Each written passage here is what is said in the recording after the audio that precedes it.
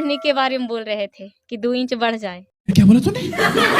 Guys आज बहुत ही गंदा भोजपुरी गीत सब पर रोस्ट होने वाला है, तो आप अपने कान में ईयरफोन जरूर लगा लेना। भोजपुरी गीत ने कैसे लोगों को बिगाड़ के रख दिया है और इन भोजपुरी गीत के वजह से कैसे मैथिली गीत भी दिन व दिन गंदा होते जा रहा है। आज सबका गंदा रोस्ट होने वाला है, चाहे वो मैथिली हो या भोजपुरी। मेरा मकसद किसी भी भाषा का विरोध करना नहीं है, बल्कि आज मैं आपको दिखाऊंगा कि इन गंदा भोजपुरी गीत के कारण हमारे समाज में किस तरह लोग अपना अश्लील वीडियो को दिखा रहा है। वीडियो को देखते रहिए। आज सबके पर्दाफाश करने वाला हूँ एक ही वीडियो में, लेकिन आप उम्र में 18 वर्ष से कम है तो प्लीज इस वीडियो को मत देखना, क्योंकि ये वीडियो बच्चों के लिए बिल्कुल नहीं है। वीडियो को लाइक कर दो और चैनल को सब्सक्राइब कर दो।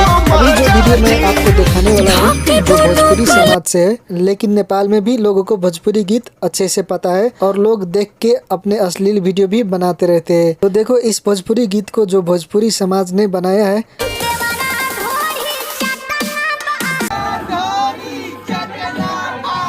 आपने देखा हमारे समाज में कैसे एक गंदा गीत कितना असर करता है, और मैथिली गायक भी कम नहीं है इस तरह का गीत गाने में। मैं एक अच्छा गायक का बात कर रहा हूँ।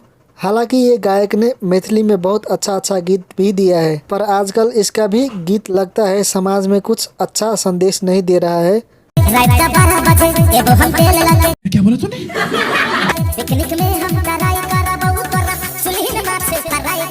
बात करते हैं अगले गंदा भोजपुरी गीत का, जो समाज का नियम को धज्जियां उड़ा के रख दिया है, और भोजपुरी में ये एक बार नहीं बल्कि बार बार होते आ रहे हैं।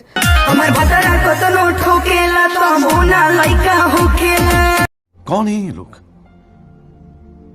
कहां से आते हैं? इस गीत ने भोजपुरी इंडस्ट्री लगायत नेपाल में भी बहुत इफेक्ट किया है, और इस गीत के नतीजे हमारे समाज में ये सब हो रहा है। मैं ये नहीं कहता हूँ कि भोजपुरी सब गीत अच्छा नहीं है, बल्कि भोजपुरी में भी बहुत अच्छा गीत है, पर क्या करे आजकल का सिंगर ने सब बिगाड़ के रख दिया है, और यही खराब गीत पे लोग वीडियो बनाते रहते हैं।